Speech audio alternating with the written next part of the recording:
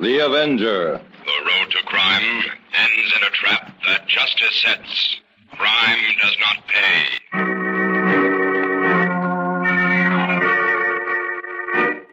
The Avenger, sworn enemy of evil, is actually Jim Brandon, a famous biochemist. Through his numerous scientific experiments, Brandon has perfected several inventions to aid him in his crusade against crime as the Avenger. Most remarkable of these inventions is the highly secret diffusion capsule, which cloaks him in the black light of invisibility. Brandon's assistant, the beautiful Fern Collier, is the only one who shares his secrets and knows that he is the man the underworld fears as the Avenger. And now, the Avenger and the Diploma of Death.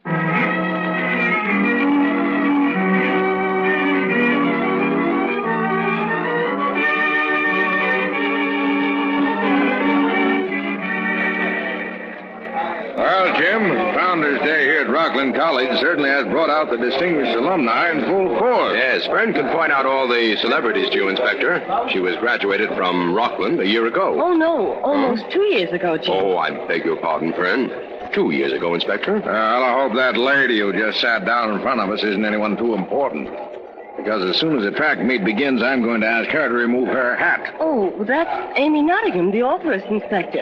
And you'd better be polite to her, or she'll make you the villain in her next book. Oh, look, that gray-haired man in the front row is a famous brain surgeon. And the two men with him are politicians. You see, I know a few famous people, too. I guess everybody enjoys a good track meet. Jim, I thought Professor Craig was supposed to join us. Well, he said he would, but he's probably become involved in some fascinating experiment in the chemistry lab. Hey, isn't it time for this thing to start? Yes, but I think they're waiting for Dean Clapper. He hasn't arrived yet. Oh, Fern, what's the first event on the program? Well, let me see. Oh, yes, here it is. It's the 60-yard high hurdle race.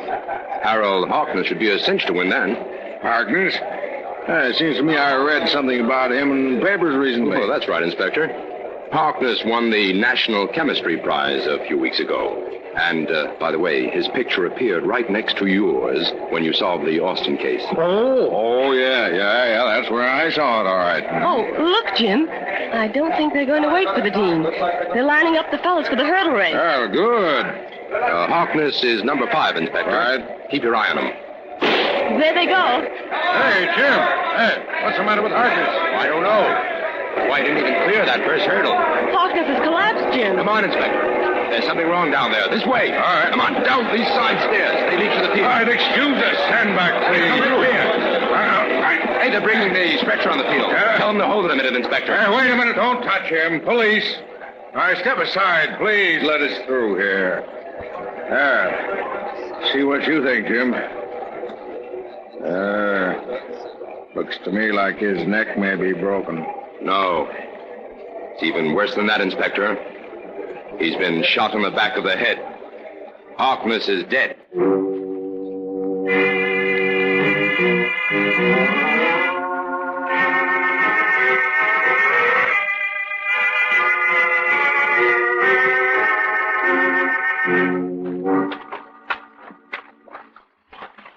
Jim, what in the world are you looking for here under the grandstands? Do you think the murderer may be hiding in here? It's possible, Fern. But I think it's more likely that he changed his clothes in here and has already made his getaway. Jim, it was the starter who shot Harkness, wasn't it? Yes, only one shot was fired. The one that started the race. But in that case, well, why didn't Harkness fall right on the starting line? Because he was a trained runner, primed for the race. When the shot hit him, he was off to an automatic start, and he ran forward with a kind of reflex motion. No one even noticed that anything was wrong until he tripped over that first hurdle. Well, old Jake Norton is the starter, Jim. Why, he's been working here at the college for 10 years. Oh, I just can't believe he killed Harkness. Listen. What was that? Why, it was a groan. Come on. It seemed to come from behind those benches in the corner. Jim, it's a man. What? He's all tied up and gagged. He's badly hurt, Fern. What? Why, Jim, that's old Jake Norton, the starter. He was slugged from behind. Here, help me untie him, Fern. All right. Jim, Jake always wore a jockey cap and a yellow sweater when he was on the job. Yes. Someone must have stolen those clothes and impersonated Norton out there on the field. His gun's not here either. Shall I get the inspector, Jim? Yes, but call an ambulance first. Norton's in bad shape. I doubt if we'll pull through this.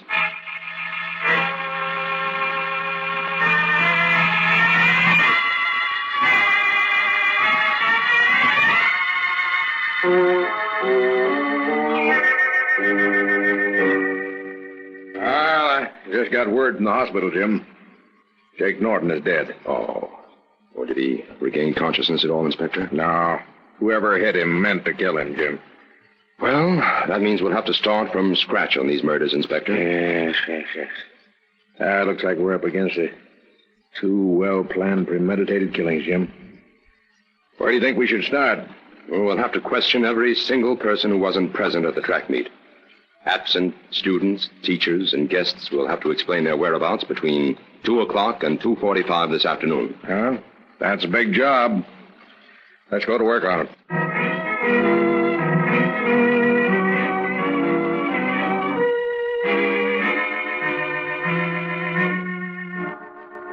Now, you two men were called back here for further questioning in this murder case because we have not been able to substantiate the alibis you offered earlier this afternoon. I'll expect you to answer all questions carefully and truthfully. I'm warning you that any discrepancies in your stories will have serious consequences. Who's first, Jim? Robert Atwood, student. According to earlier questioning, Atwood claimed he was in the library from 12 o'clock to 3 doing chemistry research. This has not been substantiated by the librarian on duty. Okay, Atwood, how do you explain that? Well, you see, sir, I was up in the cupola of the library. I was consulting some rare old manuscripts and books that are kept up there. How does it happen that the librarian didn't see you? The cupola is reached by a back staircase. The few senior honor students are given a key, and we're permitted to go and come as we please. Were you alone there? From 1:30 on, I was. Who was there until 1:30? Clarence Treat. Who was he? Mr. Treat is an alumnus of Rockland who lives here in town. He's writing the memoirs of Matthew Forrester, the man who financed the new library just before he died a few years ago. I see. Treat also has a key to the cupola. Oh, yes. He does a great deal of research there, too. May I ask a question, Inspector? Go ahead, Jim. Atwood, isn't it a fact that you and Harkness were the only two students who raided a key to the cupola this year? That's right, Mr. Brandon. And is it also a fact that such rivalry had developed between you that you were no longer even on speaking terms? Well, yes. Exactly what was the reason for that rivalry? Well, since Harkness is dead, I'd prefer not to discuss that. Inspector, since Atwood does not wish to discuss this subject, I think you'd better ask Professor Craig what he knows about it. All right. Well, Professor Craig, suppose you answer the question. To be perfectly frank, Inspector, both Harkness and Atwood hope to be chosen to succeed me as Associate Professor of Chemistry next term. Oh, you mean they were gunning for your job, Professor, huh? You might put it that way, Inspector. What makes you so certain of that, Professor Craig? Well, the regular associate professor died at the beginning of the semester. I was elected as a temporary substitute. Harkness and Atwood were brilliant students, and both of them did all sorts of research in an attempt to outrun me and show me up. They frequently embarrassed me before the class by posing obscure questions and problems which their wide research had uncovered. Problems which I admit I was not able to solve. Well, that gives Atwood a reason for wanting to get rid of Harkness, all right, but also gives you a motive for wanting to get him out of the way. But, Inspector, my job is no safer now than it was before. I told you Atwood was also a rival. Well, that may be true enough, but your alibi doesn't stand up either, Professor. I was in my room alone, studying, between 1:30 and 3 o'clock. Just a minute, Professor. When Miss Collier and I met you on the campus just before lunch, you said you'd try to join us at the track meet. Yes, that's right, Brandon, but I was merely being polite. Naturally, I didn't want the whole world to know I was literally chained to the grindstone. All right. That'll be all for now. But hold yourselves available for questioning at any time.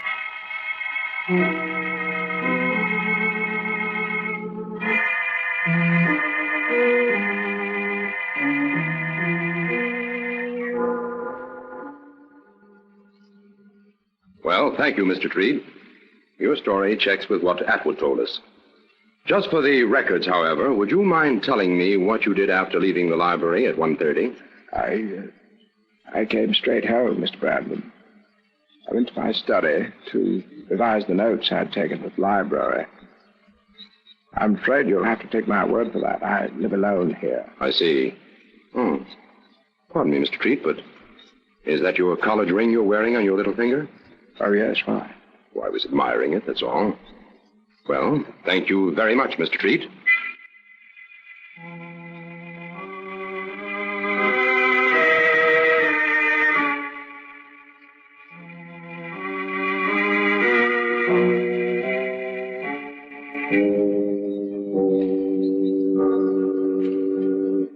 What do you suppose Dean Clapper wants with us, Inspector? I don't know, Jim. Here, this is his office. Come in. Inspector White, Mr. Brandon. Come in, please. Sit down. Thank you. Why did you want to see us about Dean Clapper? I've just been informed that you have subjected Robert Atwood and Professor Craig to a second questioning, and I wish to protest it. Protest it? Yes. You will not find the murder of Harkness and Norton here at Rockland College, gentlemen. There are no murderers here. Rockland is almost 100 years old. The breath of scandal has never touched it. I refuse to allow you to drag my students and faculty through the mud in an attempt to locate some fanatical criminal. Just a moment, Dean Clapper. This is a police matter, and it's not within the realm of your authority to dictate who shall be questioned. 2 men were murdered here in cold blood this afternoon. And we intend to find out who murdered them. Surely a respectable honor student and an esteemed faculty member should be above suspicion in a violent criminal case of this kind. No one here at Rockland or anywhere else is above suspicion, Dean Clapper. In fact, I have a few questions for you to answer. What did you say? The inspector would like to know where you were between 2 o'clock and 2:45 this afternoon, Dean Clapper. Well, of all the impertinent... I'm afraid you'll have to answer. Yes, you weren't at the track meet, I know that. I was at home in my study, preparing an address I'm to deliver tomorrow. Who knows you were in the study at that time? No one except myself. My wife and daughter had gone to the athletic field. When did you first hear about the death of Harkness? My daughter came running home to inform me. What time was that? Oh, I don't know. And I refuse to subject myself to this foolish inquisition another moment. Then you'd better get yourself a lawyer, Dean Clapper, because we intend to get to the bottom of these murders.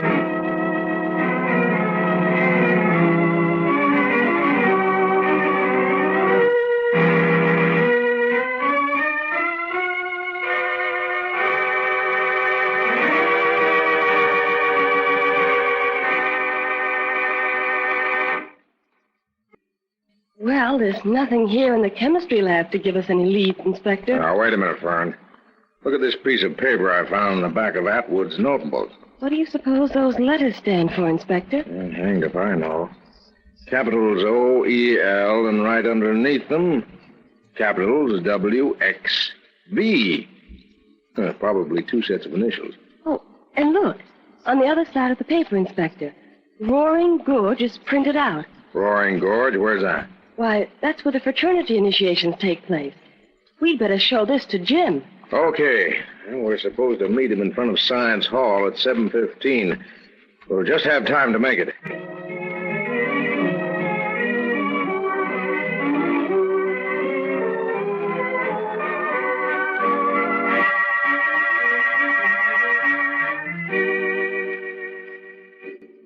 Capitals O-E-L over W-X-V.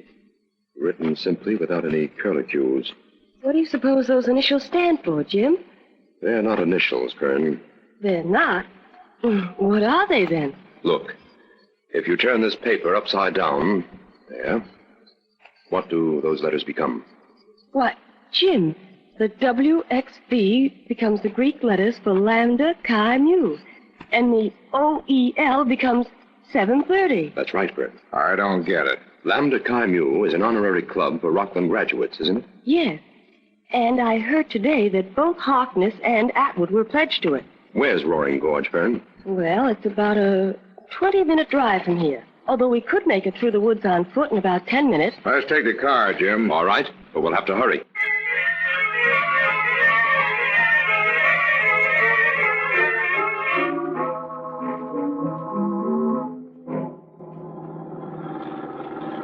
What time is it now, Jim? It's, 7:30, Inspector. Roaring Gorge is just beyond that next hill. Give the car everything it's got, Inspector. Right, Jim.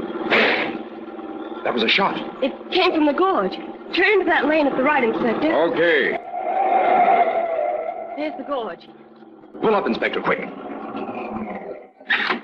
Come on. Okay. Doesn't seem to be anybody here. Inspector, over this way. Huh? What is it, Jim? What? Hey, who is that? It's Atwood. He's been shot through the head.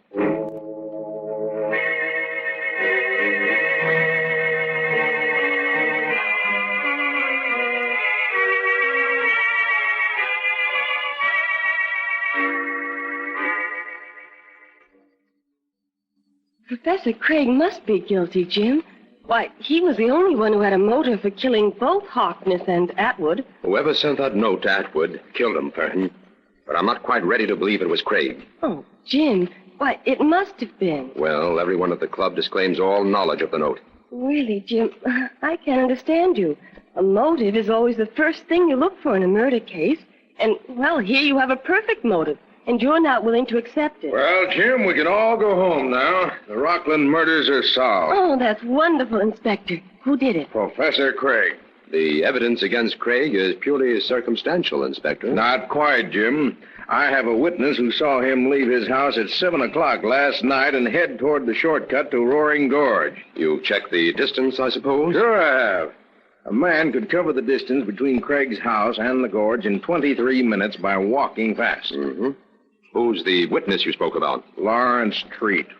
Does Craig admit he left his house at 7 o'clock? No. He claims he left at 7:15, but he admits he walked toward the woods behind the library. Well, Jim, I'm driving Craig into headquarters. You coming along? No, Inspector. I'll join you later. You're not convinced about Craig? Well, I'd like to check a few more things here before I close my books on this case.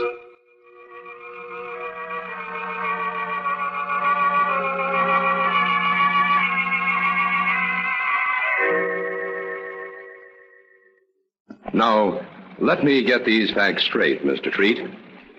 You say you were walking past Professor Craig's house at 7 o'clock and saw him come out and head for the shortcut through Roaring Gorge? That's right, Mr. Brandon. Then you strolled up Maple Walk leisurely, noticed Miss Collier, the inspector, and me in front of Science Hall at 7:15? Yes. None of us remembers seeing you on Maple Walk. All of you seem to be interested in a piece of paper you were holding. That's right. Where did you go after seeing us, Mr. Treat? I turned back and headed for home. Craig claims he left his house at 7:15. But since you were opposite Science Hall at that time, you must have passed Craig's house 10 or 15 minutes before that. You see, the whole question of Craig's innocence or guilt hinges on that time element. I understand. If Craig didn't leave his house until 7:15, he couldn't possibly have arrived at Roaring Gorge at 7:30 when you heard the shot. That's right. But the time schedule of your walk is conclusive evidence that you saw Craig leave his house at 7. Well, you say Craig admits to that little incident about sending his dog back into the house as he was leaving. Well, that proves I saw him, doesn't it? Yes. Otherwise, I'd be inclined to believe you saw someone else come out of his house at 7 o'clock. I'm sure it was Professor Craig, Mr. Brandon. Well, the inspector said the case was solved. And after this little talk with you, Mr. Treat, I'm inclined to agree with him.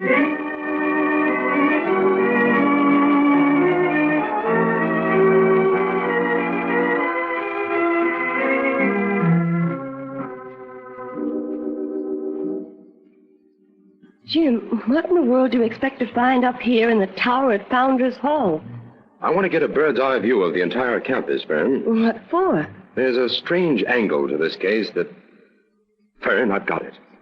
The library cupola is the focal point, and it's within 10 minutes walking distance of the gorge. The library cupola? What does that have to do with it? Come on, Fern. I have Atwood's key. We're going to take a look at that cupola.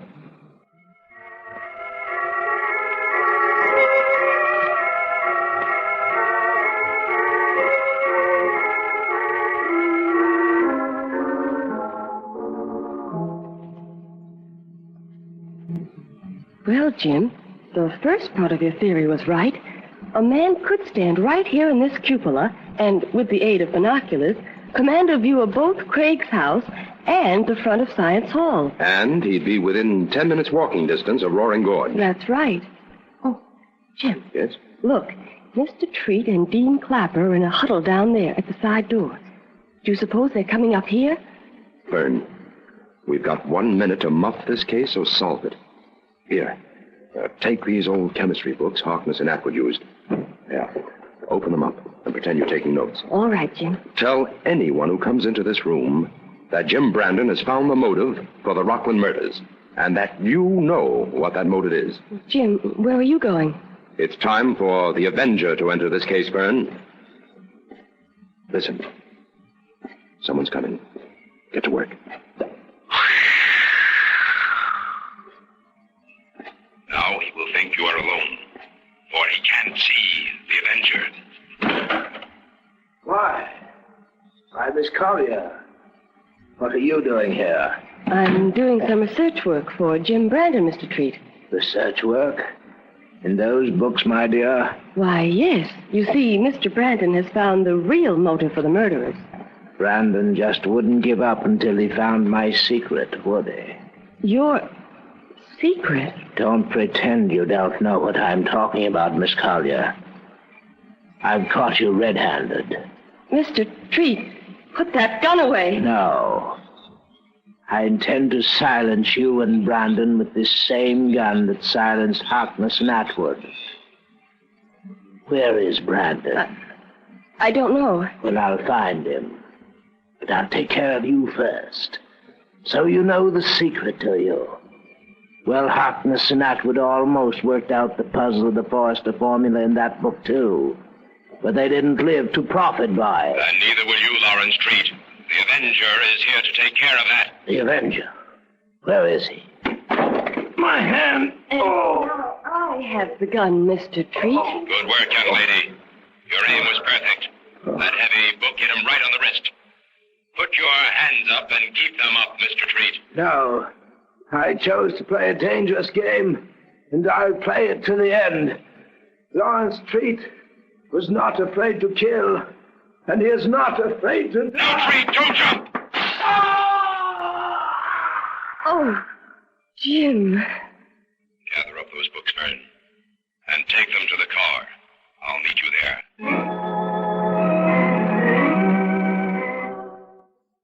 Well, Jim, now that you've figured out the formula, what does it mean? It's the famous Forrester formula for dyes, Fern. Everyone thought that old Forrester had taken it with him to the grave. How did Treat get it? Treat stumbled on references to it in Forrester's journals when he was writing his memoirs. He discovered that the key to the formula could be found in one of those old chemistry books Forrester had donated to the library. What was the key, Jim? Certain words and chemical formulas throughout the book were underlined in indelible pencil. But that information had to be arranged in a certain order to make sense. Treat went to work on it, but discovered that both Harkness and Atwood were working on those underlined passages, too. Those two boys were exceptionally brilliant, and Treat must have been afraid they'd beat him to the solution.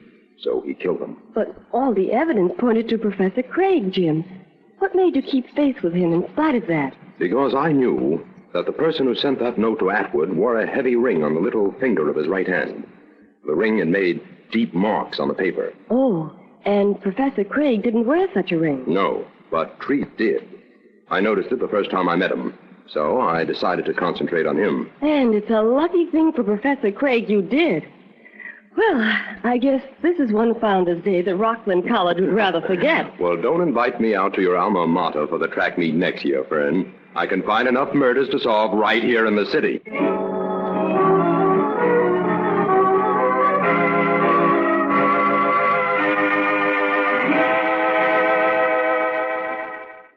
All characters, names, places, and plots used in the Avenger program are fictitious.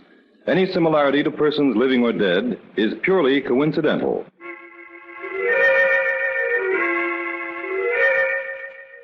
This is a thought. A thought. A thought. Remember, listen for another adventure of... The Avenger.